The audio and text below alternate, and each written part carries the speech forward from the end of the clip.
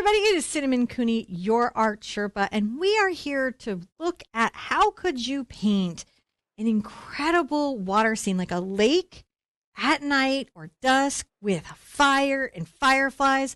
This painting is all about how you paint water when you don't have a light source like the moon or the sun, but there's still light reflecting on it. So if you've ever wondered how you do those types of things, and we've given you both the firefly a technique and the campfire technique and mist on a lake technique, all in this one painting, which I'm going to explain every part of the technique. John's going to help me do that. So my husband John helps me bring these lessons to you because as I'm teaching a technique, as I'm explaining something, as I'm demoing it, he's going to zoom in with the camera. He's going to make sure you can see the effect. These lessons are broken down into steps so you can, and we timestamp them so that you can find your place again and you can break it down. This is part of a 30-day painting program that teaches how to paint water and landscape, but you can also paint these paintings as individuals. If you're not familiar with my channel and you'd like to learn how to paint for free, be sure and hit the subscribe button, hit the like button. If you have a question of anything in art, put it in the comments below. And don't forget to go by the website and check out the mini book, the traceables, and the extra beginner resources that you guys get for free. Whether you're subscribed or not, you get them for free. So get your paint, get your brushes, come back. I'd like to show you how you can paint this for yourself at home right now. Come on. Let's look at today's materials for this lesson. I already have my T-square out and I have my watercolor pencil because I am going to give myself a slight guidance for what is sky and what will be water. Familiar to what you've done before, but again, we're going to be twisting it up today. I have the wishes that that you find light and hope when all seems lost. So like, I'm just hoping if you're in a situation you're thinking, I can never figure out this painting, the instruction or the tip or the view somehow unlocks it for you and you have success. I have marked at the 4-inch mark. And so I'm going to take my T-square and go across here lightly. Today's colors are dioxazine purple. They are ultramarine blue, quinacridone magenta, Naples yellow light, also called tight knit yellow. I'm using the tight knit yellow version. Phthalo blue, phthalo green, cad red, cad yellow, Mars black, and titanium white. I've got lots of blogs and information about all these colors. You can watch my studio setup. You can read the blog on the Naples yellow. If this is just like you haven't come in for the whole 30 set of videos, you just came in for this one video because the image spoke to you. All that information, any questions that you have is actually on our website. Isn't that right, John? Now, let's get kind of geared up for step one.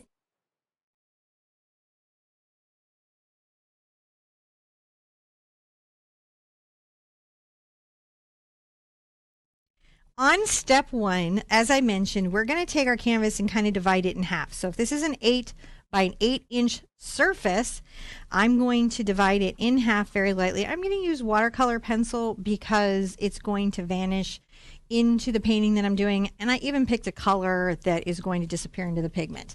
If you're wondering what this particular type of ruler is, it's called a T-square. I have a link in the description below. They can be very expensive or they can be very inexpensive. The little plastic ones are pretty cheap, but they're still very, very useful. Now, light and hope, when all seems lost, we've got to come in and create a sort of blended ombre sky and water scene again. So, John, what I'm going to do is I'm going to temporarily turn my canvas to the side, right, so that my horizon line is vertical. So that's what I'm doing right here is I'm turning this vertical. I'm going to grab my 1-inch mop. It's just sort of a nice fluffy brush. I'm going to get it just mildly damp, and I'm going to start by putting a little bit of white paint right here in the center, blending out. That'll blend out my words. I am not priming the canvas, guys. I am trying to make sure that there's a wet, smooth surface to start in, so that there's little drag on my brush. This surface is already prepped and ready for paint. So that's totally not why I'm doing that.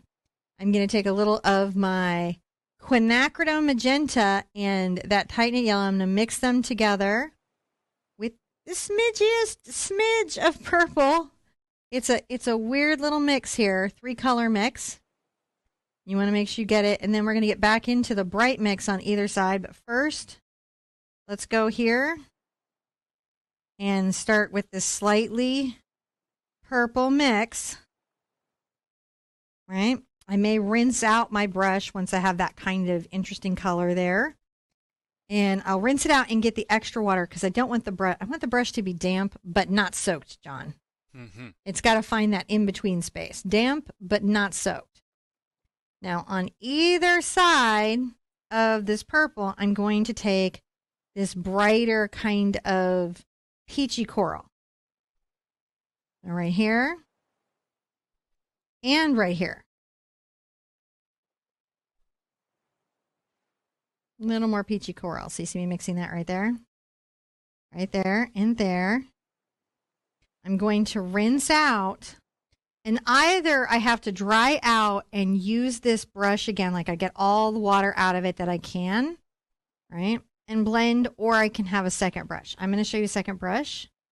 This is before everything is dry. I'm going to be moving along quickly here because the blend happens best when the paint is still wet. You'll notice I'm not going like this. I'm blending back and forth. Now, I rinse that out too because I don't want paint to sit on it. Now I've got to get into my blue, which is going to be a really interesting transition here.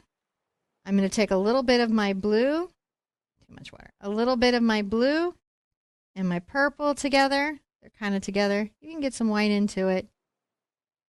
I'm going to come to the top. All right. I want darker than that.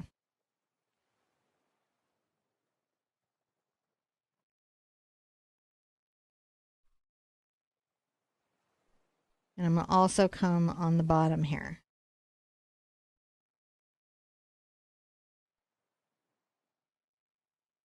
Now again, you can take a damp brush and I'll show you what that's like. I really got to wipe it out because it's not quite as blendy when they're damp.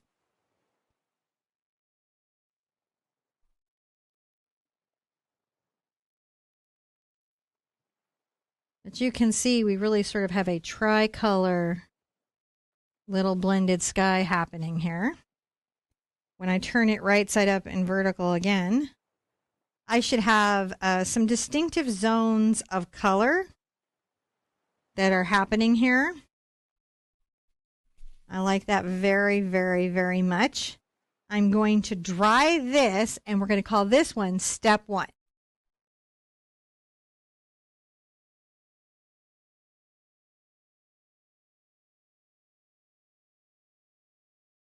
Now, step 2 is a lot like step 1, but it is the difference between your painting feeling full and well lit and well conceived and feeling a little streaky and underpainted. So if you think of this first layer as almost an underpainting, we're going to come do almost the exact same thing, and I mean almost the exact same thing, again on this canvas. And you'll find that the second time around, you get some really good results. So I'll get my brush slightly wet. And I'm going to come in here and do my pink and my Naples yellow on that tight knit yellow. And I'll get that little bit of purple into it. Right, maybe a little bit more. There we go. See that there? White. A little bit whiter than that. You can see it's a lot more coveragey on that second run. Right? And the coverage, the paint underneath it, helps this paint feel much more thick and full of color at this moment. This is a really hard transition for people to get, and that's why I like to throw this in here, because if you can get the skill and not have stripes, you will be able to do a lot of other skills like purple and when orange sunsets or yellow and green sunsets, which can be really challenging for a beginner. I'm going to come right here and brush this in and around, as you can see.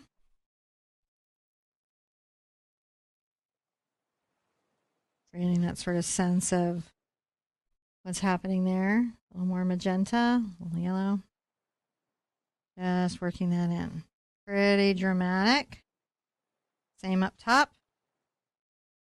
Same.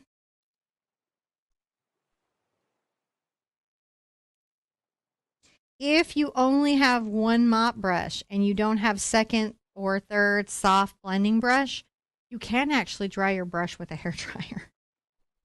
You know, just be careful not to blow out the bristles or reshape the bristles when you do, but you can, and that can be really, really, really useful.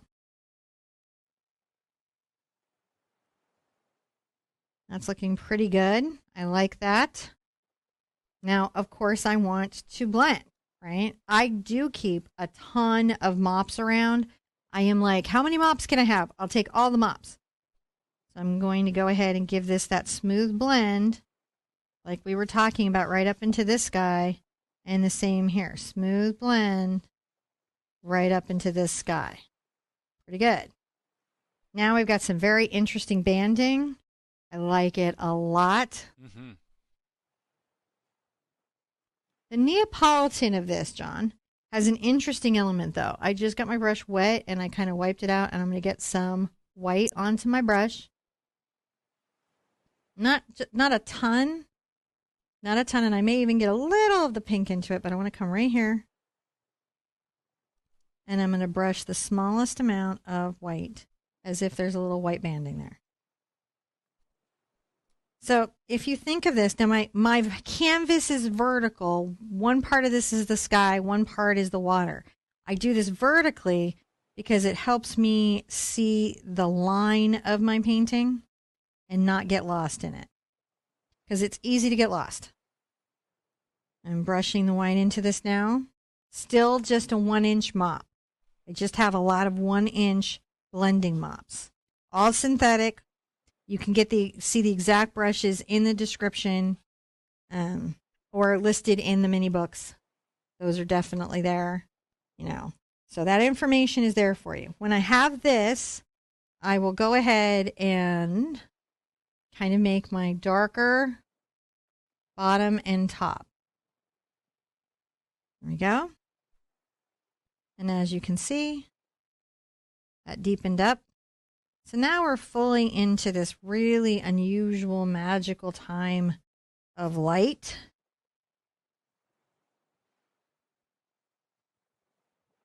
There isn't a moon. There isn't a bright source of light. And our light sources today are going to be different than in a sense that they are natural light. Fire or fireflies, they're natural light, but like they're not the sun or the moon. I'm going to put these to the side to have a nice little rest. I'm going to give this a look-see, make sure I'm happy with how it looks. This is an important stage. Make sure you're happy with how it looks. I'm just coming back over with the brush to blend. And then make sure that I'm happy with how it looks. And then I'll check that both ways. And as long as I am, this is going to let me do some really cool stuff. I think this one, John, is going to be so popular. Mm-hmm. I knock on wood. I'm hoping this breaks open some concepts about lighting and how we paint, and also how to get these transitional skies and not have that get away from you, like what might be involved in that, because it's real easy to get stripe, stripe, stripe, stripe. Very normal. All right, that was step 2. We're ready to move on to step 3.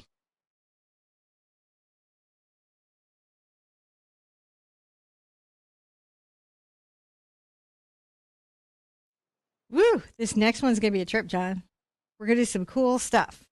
All right, and this is going to really help you if you're learning to layer your paint, you're learning to glaze your paint, you're learning to get certain types of atmospheric perspectives, especially over water.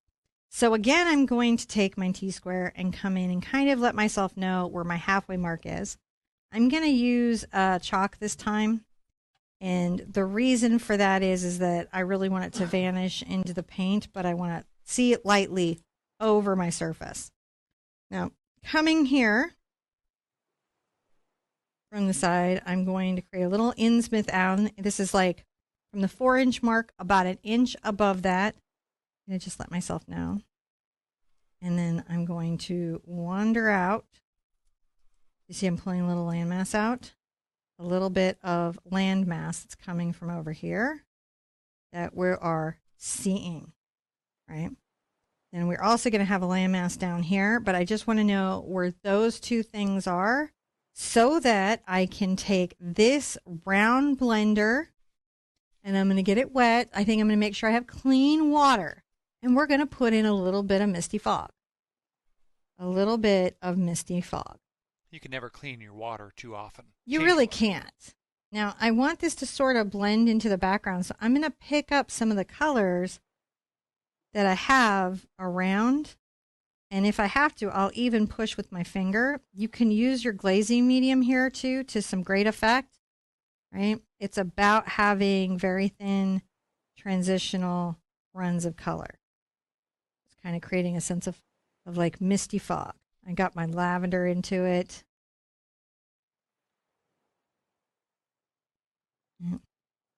Sometimes that happens. Sometimes we have little fog effects that are coming up, and we'll have to layer these fog effects as we go. Now, kind of pulling those up, get a little white. I get asked a lot how to do misty or foggy environments, and that can be really hard to do. I'm just pushing some, and you can see I just push my finger. So where am I at? I'm at the above the horizon line. I am taking my number 12 round Princeton blender and my finger and doing thin glazes of my white mixed into some of my background colors to just tint it off. I don't need to go much past my landmass here, right? I don't need to go much past my landmass here. And really what I've got to do is paint in some landmass and some structure and then fog again, because I have to sort of layer some of the fog through. So we'll come back and visit some of these things as we go. Like even if a lake has lots of layers, let's add another layer of slightly brighter, just a little more white into it. Maybe here. So what we're saying when the fog is brighter and whiter, we're saying it's denser. And you'll notice that I will dance little wisps of it places. And that's okay for you to do too. Generally, also you'll find that fog will be denser closer to the water. You might have a denser little fog there and then have it go quite transparent as it goes out. So let's call this that step. You guys are going to love this. Let's call this that step. And then we'll come back and get our next layer in.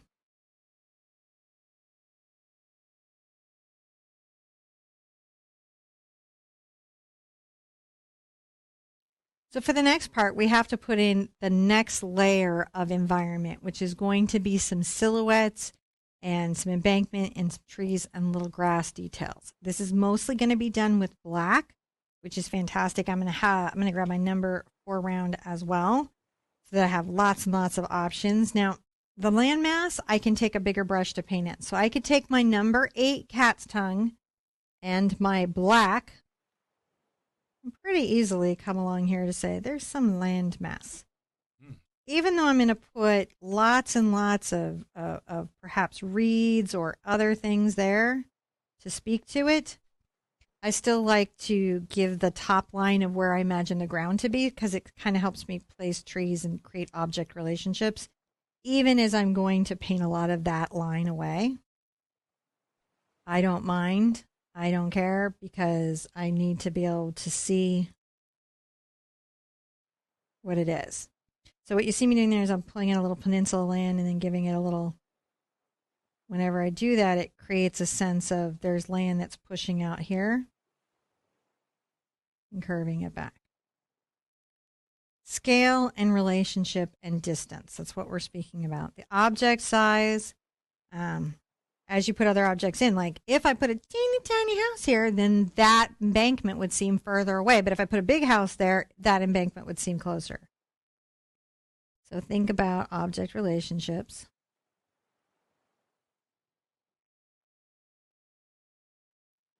And how they work. Now I'm going to want to dry this black so that when I come in to do the detailed grasses and back trees, I'm not dragging my hand through wet paint. Sound good? Perfect. I want to put some trees. I want to make sure that they have some nice scale and shape and form.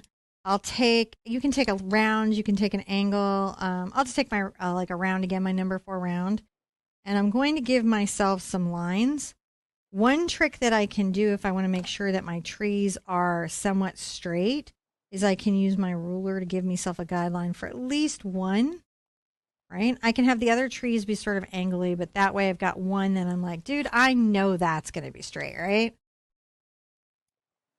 I have this hog round brush. This is a Cambridge Hog Round number 6. Lots of companies have a little round in hog bristles, and I like it because it's going to give me slightly fluffy personality marks, and I'm going to come and load up on my brush, and I'm going to tap. Now, I have lots of ways to do this. I have about, how many classes do we have on fans, John? I don't know, a bunch though. So, you could do this with a fan. You can do this with a round. I always like to tell people brushes are cool. Tools are cool. Tools definitely help us as artists.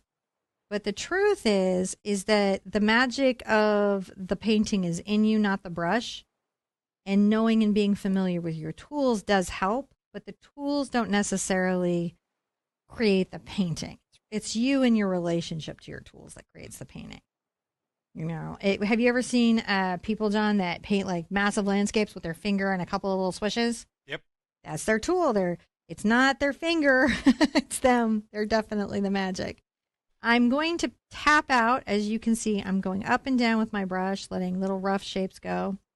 A pine-like silhouette. It just comes together.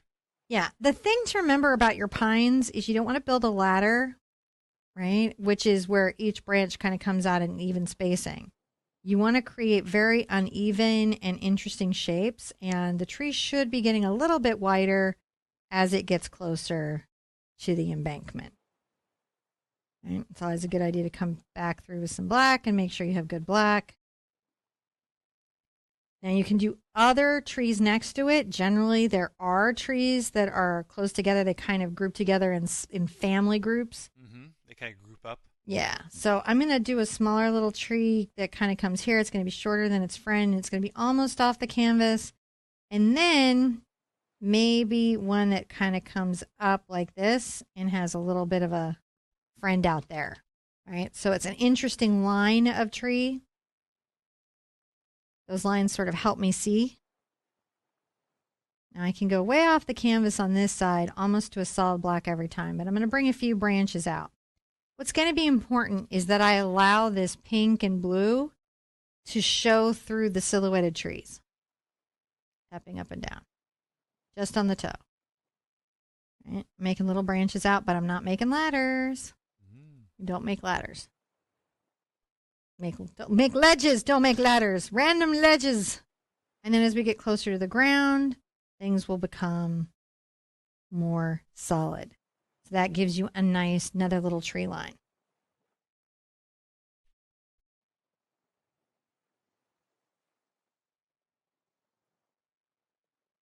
Maybe this is a nice little branch that comes out that way. And then, because you have to remember, sometimes these guys are really weird. Right? Sometimes they are very strange. And it's okay to let your tree kind of reflect what's happening in nature. That's one of the tricks. More solid down here.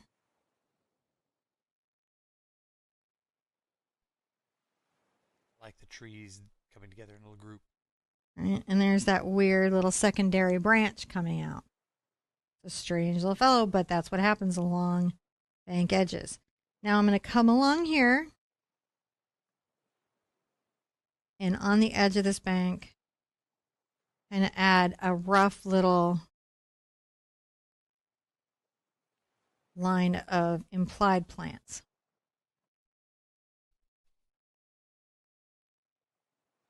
As you do. Right? That's not bad. Not at all. Just a weird little grouping of trees. Weird little grouping. You can detail out anything you have. If you're like, be up here, little tree, and maybe you want to speak a little bit about its branches some, and the trunk coming out, and how it relates to this tree, you can. Right? It can totally, you can make adjustments. Don't get too caught in the trees. You got to see the forest for the leaves, guys. It's true. because you are kind of creating a little bit of a forest. And having things be off center or tilting does help those things feel more organic, right? Which is what you want. You want it to feel like, oh, this stuff could like really, really be there. Like that's like a real thing that could be out there, right? Just make sure you've got nice coverage, and we're going to call that a step. Be sure and dry all your black thoroughly. Mm-hmm.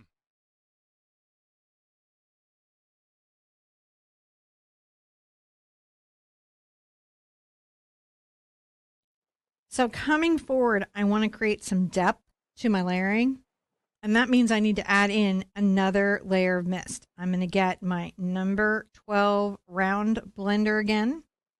I'm going to get into my white again and a little bit of my purple.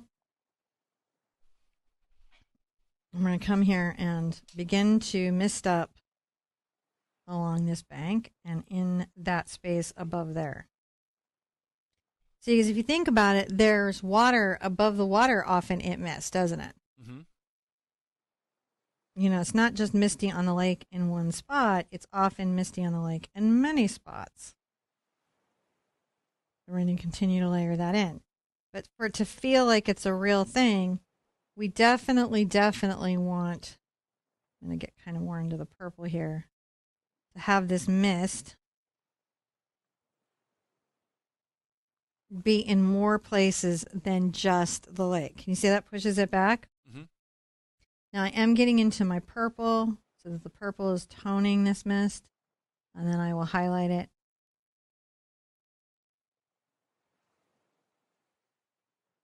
I'm just trying to push that line back a bit.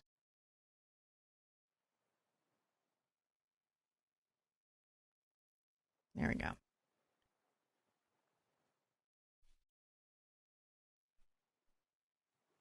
You want to see it. We're not trying to opaquely paint it all out. And we even would allow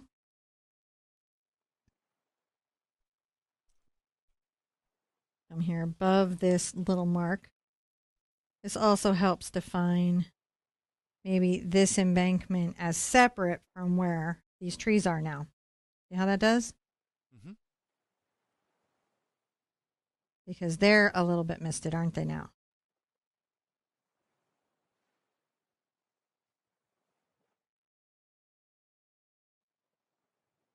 When we come across on this little mist on the water, I will like create, just like I do with waves or light or reflections, I do kind of think about how horizontal my line is. Not how horizontally I am holding the canvas, but how the mist is in perspective. Now, because I'm also going to be doing some lighting effects, I want to make sure that this effect doesn't go to the front. This is far off and away. What's happening? Far off and away. Far and away into the mist. The misty, misty, wonderful lake. And again, you see these are little curl strokes. There's a bit of an implied S in there. We're like curving them, little commas. I am allowing, and if I have to put my landscape back, like if I come in here and miss this hard and then I dig my landscape a little bit, I can always come back and clean it up if need to. But now that embankment and this embankment are distinctly separate embankments. I can come here, I'm going to turn my canvas to the side a little bit, and I'm going to just also wiggle some of my white back and forth. This will also kind of give it a, oh, like this mist is traveling out over the water. All right. So you want to look at that and make sure that you've got, it's pushed back enough so that there's dimensionality. Mm-hmm. You do want to make sure that you have some areas that maybe have highlights a little bit, not too much, but just so that this ephemeral technique can work a little better. You'll notice that I often curl things up. That's to imply eddies or updrafts. the way that we see things we can't see is by the effect things have around them. All right, I'm going to call that very, very good. Very, very good. Very, very good. And let's go on to the next step.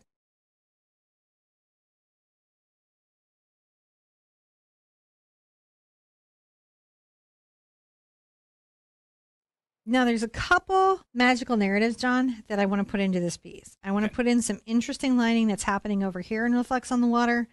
And then in this forward piece, kind of going out over the water, is going to be another and different light source and story. It's going to be kind of cool to see those two light sources play together.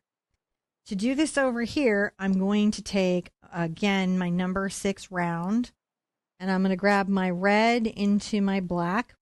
If you've ever watched my video on how to make brown, you learn pretty quick that red and black do make a series of browns. And I'm going to make a run of stone type shapes. I hope the camera can see these. They can be a little challenging to see.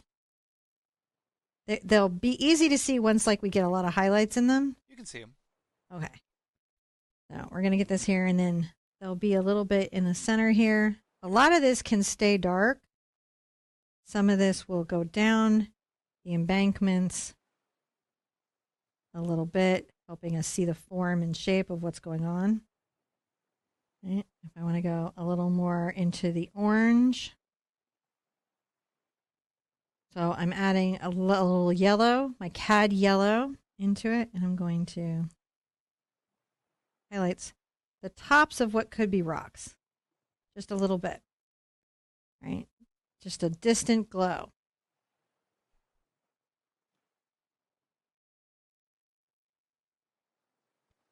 Touch the top of that line there. So these are the tops of rocks and where surfaces are going to be most exposed to what I'm about to put in. As I go back, interestingly enough, I will get into my dioxazine and my CAD red. Right, my docs and my CAD red. Because it will still show a little bit of the red into it, but it's going to be a darker value. And it will register as a bit more away from the light source, but still impacted some by the light source.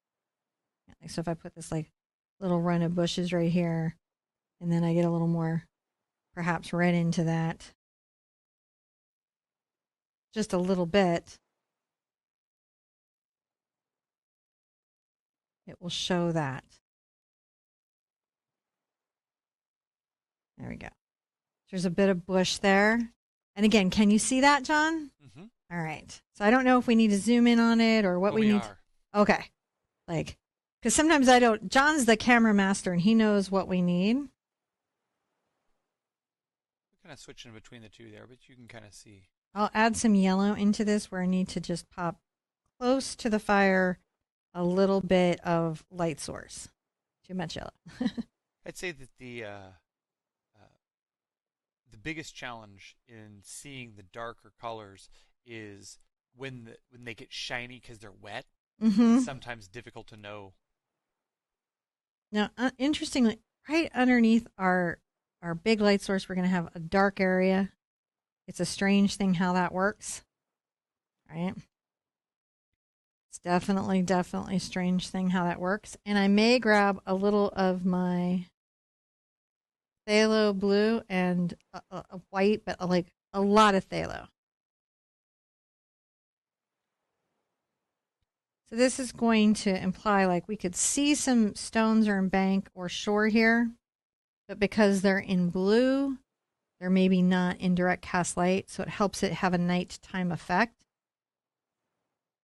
even as this stuff is perhaps farther from the light. You guys can see that. Mm-hmm. And then I can get into my black.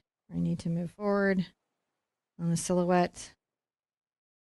And so we're still doing a silhouette. We're just understanding that silhouettes aren't just a tactical plan in art to simplify something, but they're also sometimes very specific event that you see with certain types of backlighting or time of day lighting. I want to dry this, and then I'm going to put in the focal light there. I'm still probably going to use my same brush, and then I'll get into my number 4 round. All right.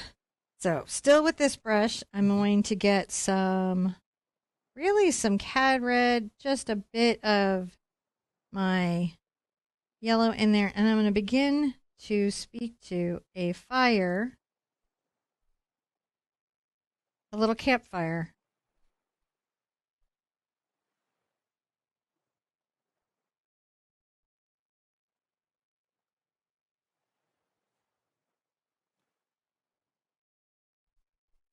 Right.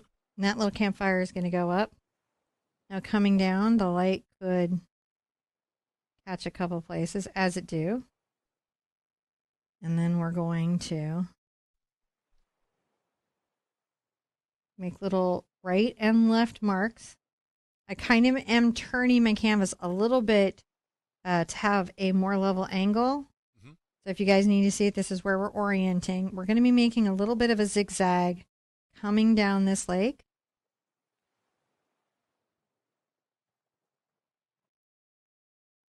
And it's going to start with this red, but we're going to have a lot of like little fiery centers. Sometimes I'll widen it out. And why things widen out and narrow is a lot of times about also the water and how it's moving. Maybe not perceptibly to our eye, but it might have a slight shift in surface, as things do. As I come forward,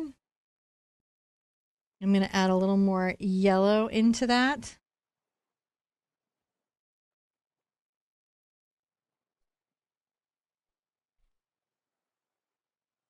And come up the center and add a bit of that yellow glow.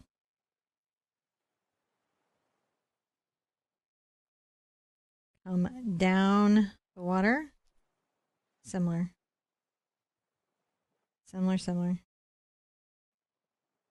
More in the center of the red glow.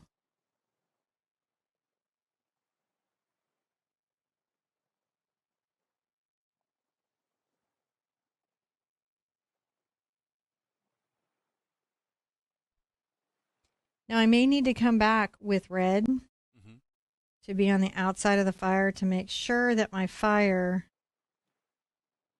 has its little values that fires have, because fires have little values. Come in with some yellow.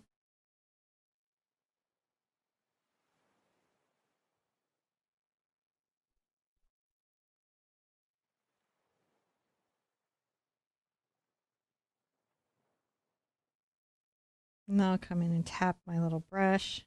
Wow. Just to make sure that there's a bit of, that happening there. It's looking pretty good. We got some mist. We have some crazy light. I'm going to dry this real quick because the next thing I don't want to pick up too much of what color is underneath. Okay. Isn't this kind of cool? I think so. I think this is fun because we haven't really done these different effects all together in this space, so I'm sort of excited to show this. Now I'm going to take a little of my white and some of my yellow together, and we're going to come inside to the fire right here at the heart and add that bright spot.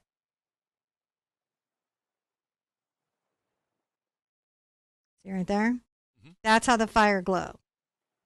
Then I'm going to come here, and I'm going to just a little bit of yellow and white.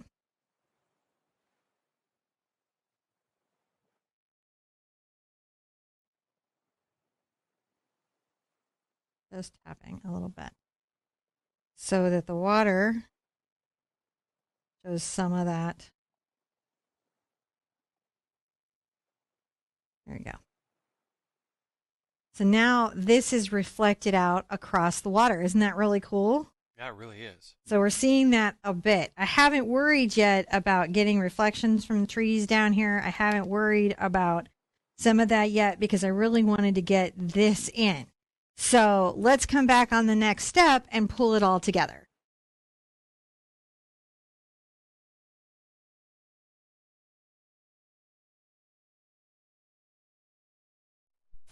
So you may be wondering, what about reflections? What about how all of this plays out across the water? We've got a couple of things that we're working with. We're working with mist, which is going to definitely diffuse what we see in light and shadow. And we're also having a bright source of light. What I'm going to do to solve that is I'm going to get my number 12 Princeton out. And I'm going to go ahead and grab, maybe to start, a little bit of my purple and blue, and I'm going to begin to glaze out some reflection.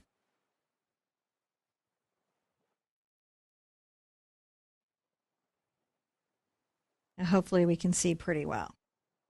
I want it to be a little bit streaky, and I'm going to turn this to the side so that I can do a nice straight stroke, because what you'll find is sometimes when you turn your canvas, you have an easier time controlling a stroke. And sometimes you do need to control the stroke.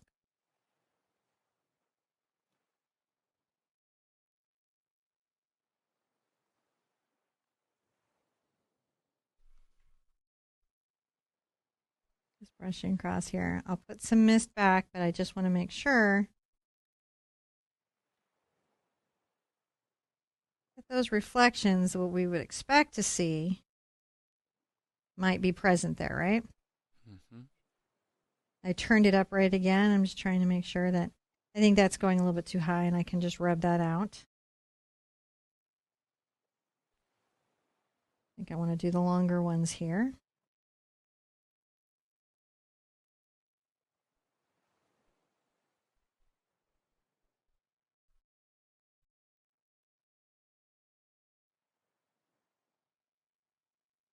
There we go.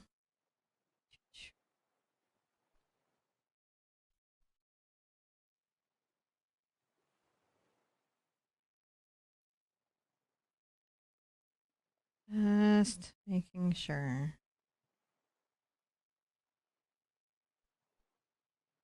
Little diffused right here. And it's okay to like get your finger in there on occasion. The only thing you ever want to worry about, you know, in your finger painting is one that you could have potentially an allergy to Liquitex paint, or you might be concerned about pure cadmium pigment. Some people have a really tremendous, like a big allergy to those. Mm-hmm. And of course, you know, even though it's artist pigment and it's not as bioavailable as like say what you would find in a battery, you may want to have like rubber gloves when you go over it. It's really about your preference. I just want to make sure that you know that that's a thing to think about. So when I have this nice sort of reflection here, which I think really pulls the lake together, doesn't it? In this really cool way, I'm going to come back into, guess what? My fog.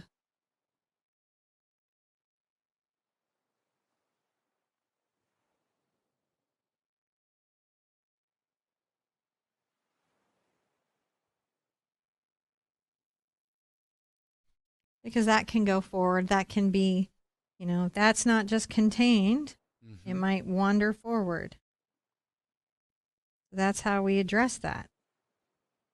It's a pretty cool little moment.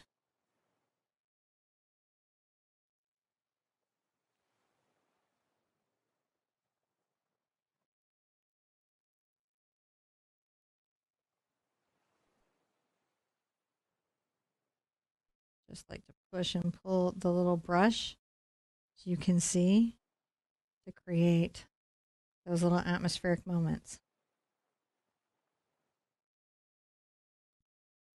Paint everything. Try painting all the things at one time. Why not? Right? But now we have this sort of foggy lake and a fire that somebody's got going, which is kind of super exciting, and some nice little water reflections coming down. I feel like these are pretty cool. Mm-hmm.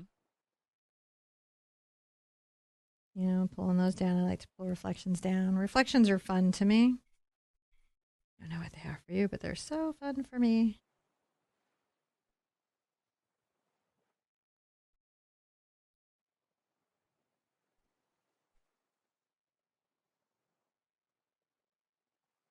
Maybe come across and down. I'm just diffusing those. I like that. All right. So I feel like that hints at those separate environments, and we'll call this a step. And then we'll come and start talking Actually, wait, before we go on, I want to fix this little boo-boo here. Okay. So sometimes as you're painting in your reflections, you might have an area where like, no, I want a little bit. You might want your red back there. So don't feel like bad if you want your red back in that space. Right. That's okay. You would need to touch that back up. You just touch it back up. Don't you worry. All right. Now step.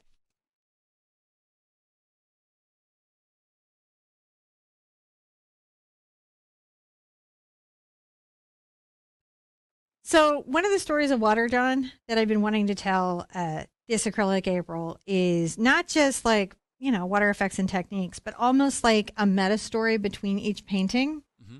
So there is, if you look at these paintings, there's sort of like this whole story about humans and their relationship to water and the way the natural world is.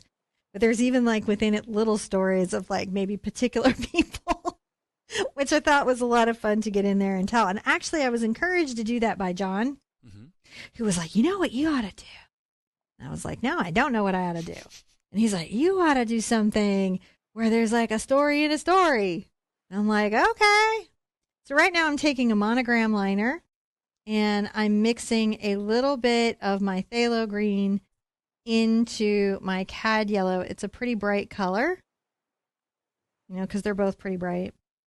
And I am going to be doing, if you look, I'll take a chalk thing and kind of let you guys know. I'm going to be, breaking that chalk piece and kind of bringing a counter embankment here.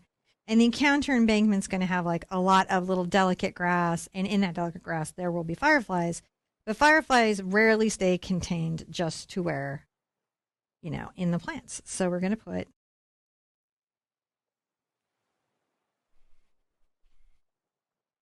the beginnings of some, perhaps,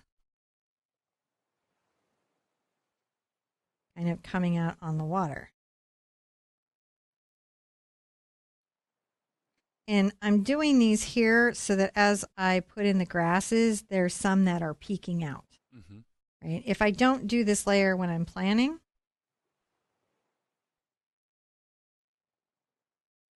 then it won't happen at all.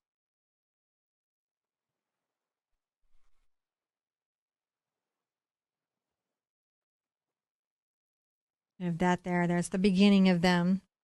I think sometimes they kind of cluster close together. I think of my very favorite princess, the Princess and the Frog, because she's an action princess.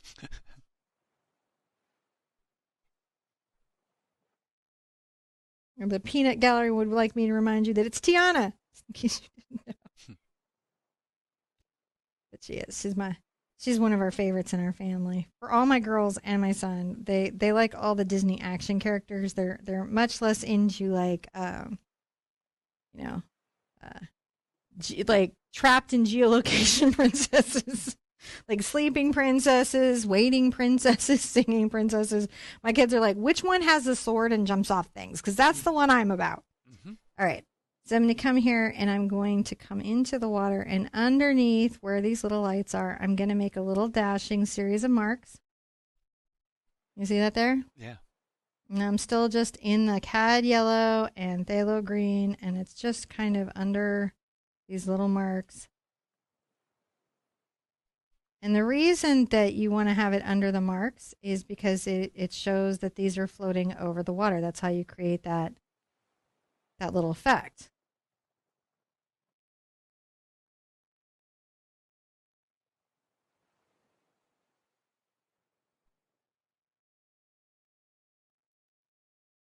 It's not dissimilar, is it, to the fire? It's right there. So we want to have this happening. Water, as I've said, and I will say this whole program, all these fireflies are in super danger of being eaten because they're too close to the water. Maybe that's why this guy's camping here. Maybe this is our friend Rick, and he's out like camping and painting, right? Mm-hmm. This is Rick's story right here. I like that. I like the little fireflies. Do you like the little fireflies? Yeah. Yeah, I think, fireflies are a bit magical.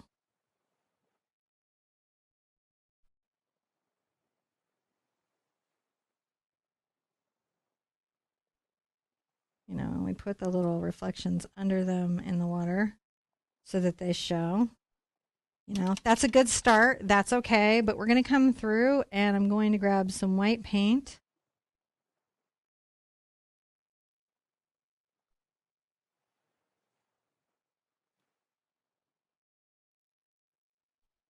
I'm in the center of some of them. So now they're a little bit brighter, aren't they?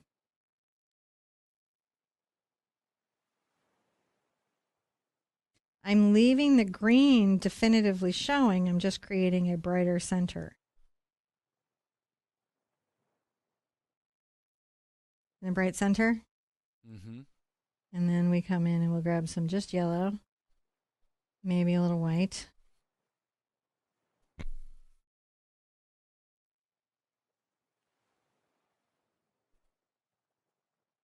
A very delicate touching of extra light reflecting on the water.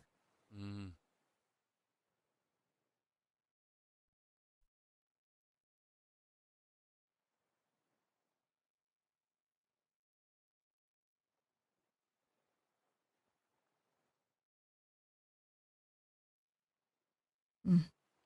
That got a little close to that firefly. You need a space between the glow and the reflection for it to like register as what it is. Mm-hmm. Is important.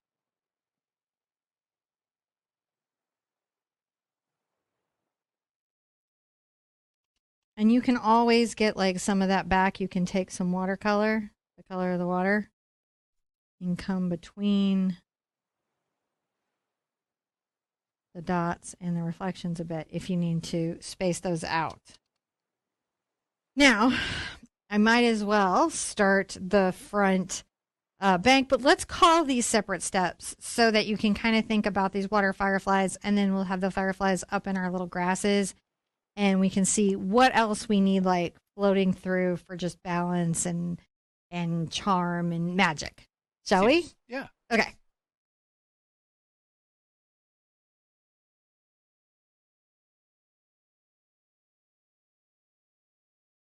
All right, let's bring some foreground into the foreground. I'm dorky today. I think I'm okay on water. I don't need to change yet because I'm still into my black. And I'm going to do that little thing I like to do where I pull in my landmass maybe and sort of paint that all in because this is the right time to do that.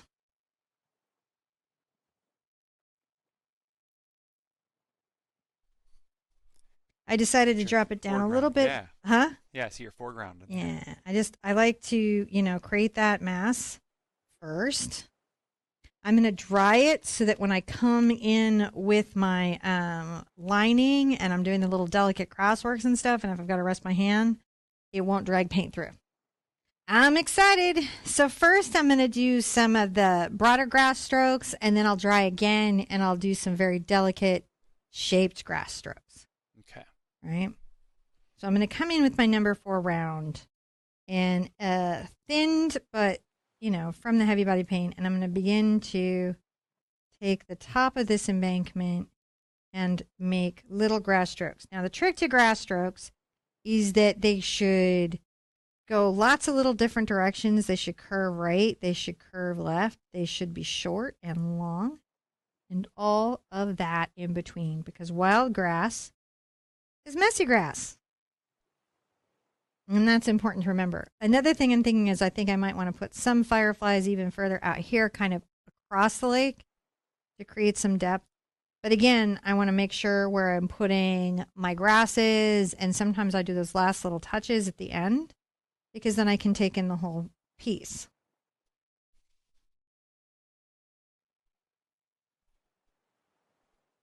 I really like this. Mm-hmm. I think this is one of my favorites.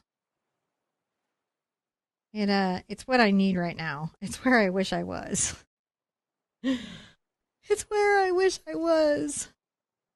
So you can see that this little motion of the grass, Yep. what it's doing is it's creating a sense that this embankment, this foreground,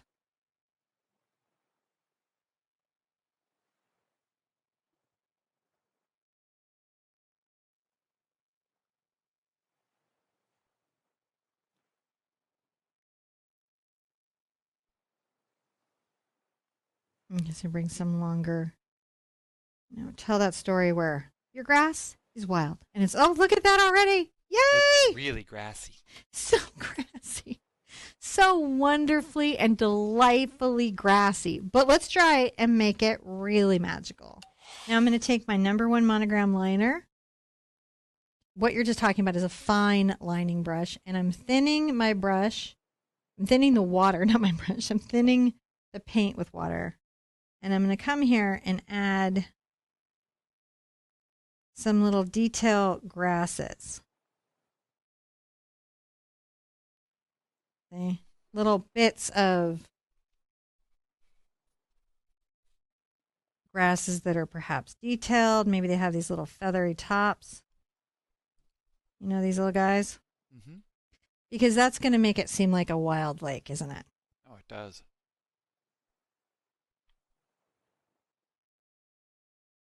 Little fluffs.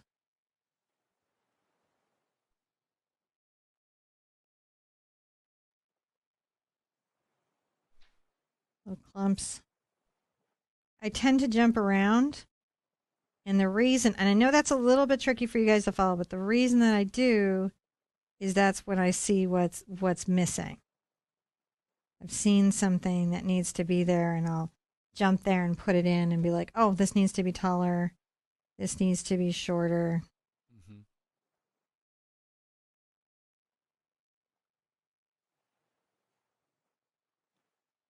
I'm just using the brush to speak to.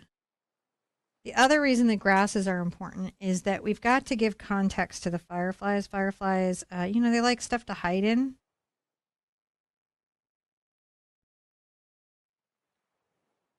We got to give them grasses that they can hide in. You can practice these grass strokes on a scratch piece of paper. Mm-hmm.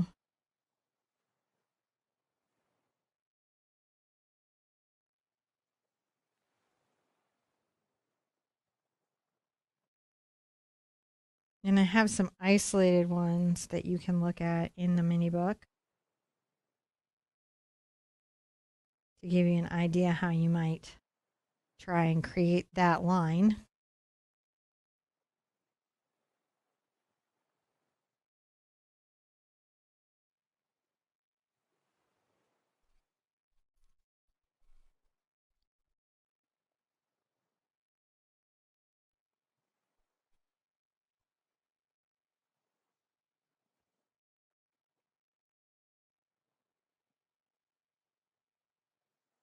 Just building up a crazy little grass line.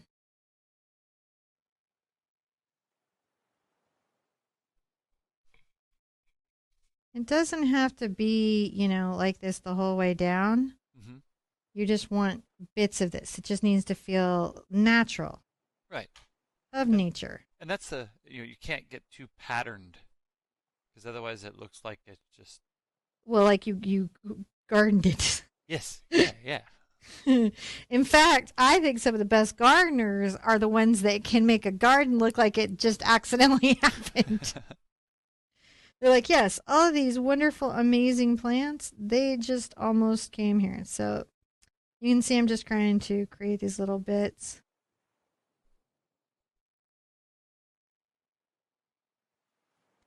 And their little tops. And that's why I kind of wanted to have these tucking down so that if I came here, it layers them. You see how now they're layered into the lake? Layered in. It's not the lady of the lake, it's layered into the lake.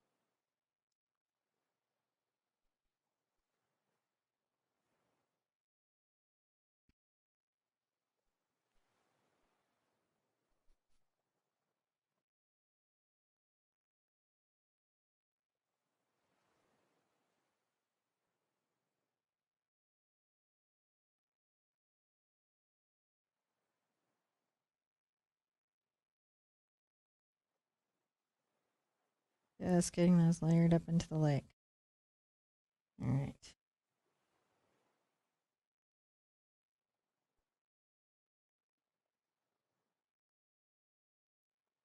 I think that that's a lovely grass line.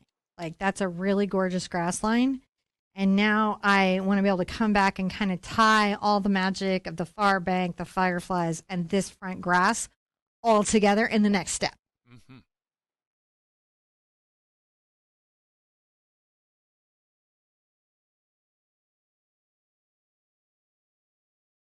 So this should be the fun frosting part of the painting. I am going to change my water just because I've got a lot of yellow and white and glow left, and I don't want the black or purple to gray it.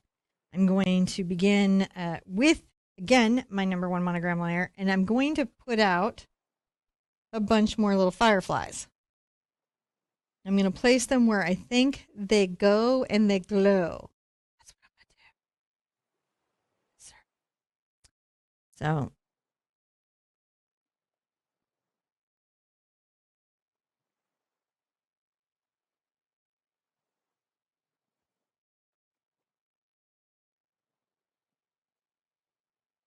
I think it's good to put them in a variety of locations. Mm-hmm. Because also bugs just do what bugs want to do. They don't fly, for the composition of your painting. They should. Why does no one make them do that? I don't know either, but they do their own thing. By pulling some fireflies into the forward grass, and we're going to highlight just a little bit around where the fireflies are. Just like we highlighted a little bit of water under where the fireflies were. And I am going to put maybe a firefly over here. Perhaps over there, like they were like, what? I'll be where I want to be. You can't tell me. Mm-hmm. Maybe they're attracted to the fire. They're like, I'm going to fly in it. People are like, don't fly in it. You're a bug we like. Because let's be honest, fireflies are a bug we like. It's true, they are. We don't like all the bugs. You guys know me. You know I don't like all the bugs. So for me, it's about trying to make sure that there's a dotting that feels balancing to the force. Ooh. And put them all around. You guys can do this. You've got this.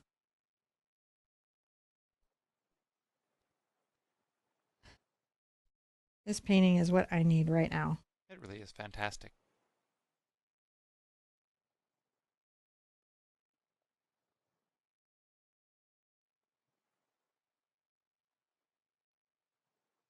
The other nice thing about having them in the grass is it explains them going across the lake to the far side. Mm-hmm.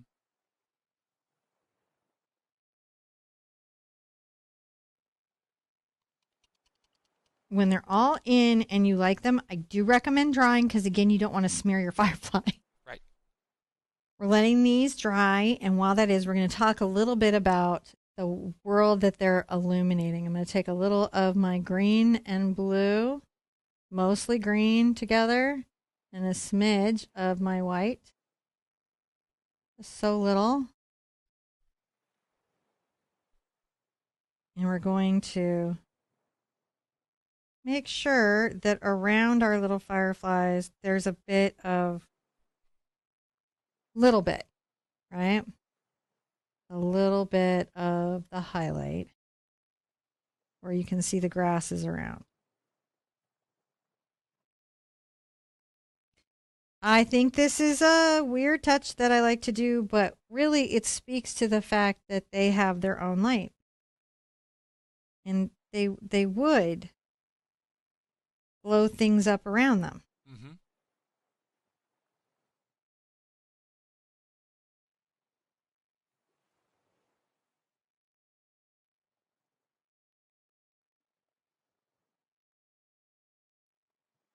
I start to put those little bits of glowing grass around them. Yeah. It will help it feel, again, three-dimensional once more. If I need to, I get some kind of yellow on my grass.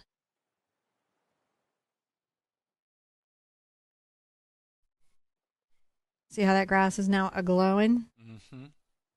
Your grass needs to be a-glowing.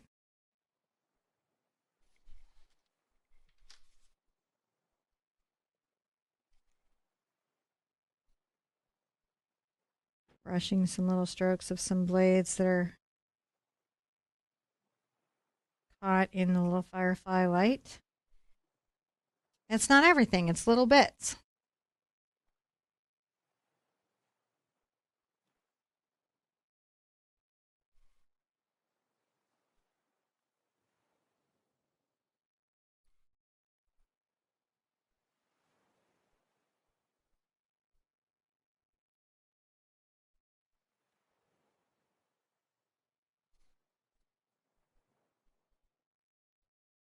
Okay, little bits of glow, just a titch.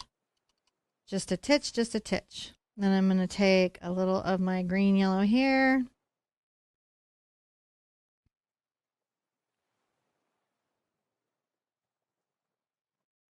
No, actually, I think that's the wrong spot for that glow.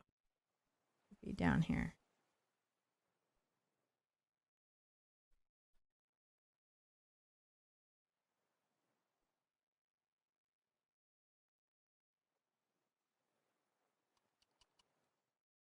Just little bits of it. I'm going to get my white.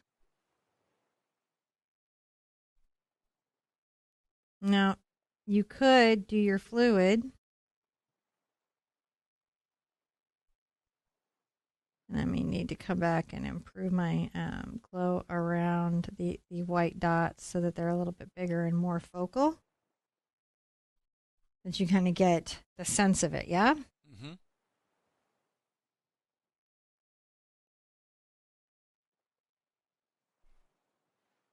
Light sources, be they, the moon or the sun, and then light sources, be they a campfire, right? And the campfire could have embers going up because they do. Kind of nice. Just touches. Campfire embers happen. Mm-hmm.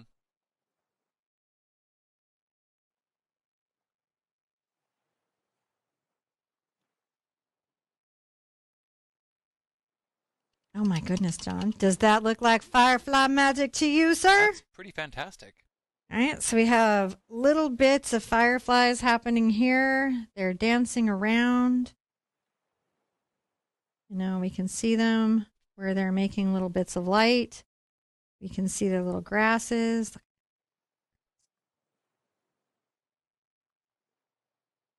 Take those down just a bit because they're fun to play with.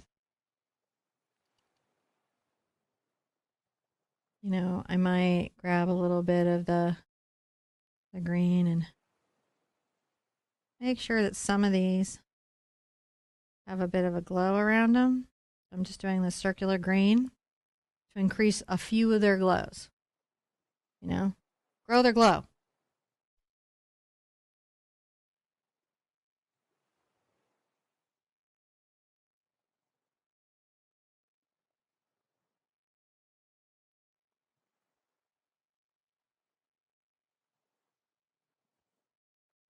Just painting around, growing their glows. You can do it. Channel.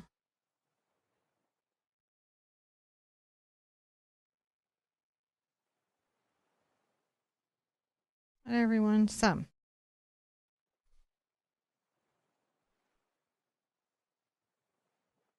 And you just want to look at it and go, is that balanced? Does that feel like, does it read to my mind and my eye and my heart as the painting that I'm trying to do? That's kind of like what you're always looking at. Does it read in my mind, in my eye, and my heart like the painting that I'm trying to do? Okay, I'm going to sign. I'm inclined to sign over here in kind of a dark color, or I can sign here in a color. And the thing is, wherever I put my signature, that also pulls the eye. And I have to wonder, I don't want to pull anything down here, so I may put my signature over here, John. Okay. And I think I'm going to do it kind of in a blue color, maybe. I want it to show, but I don't want it to be shocking. So let's see. A little brighter than that, I guess it has to be.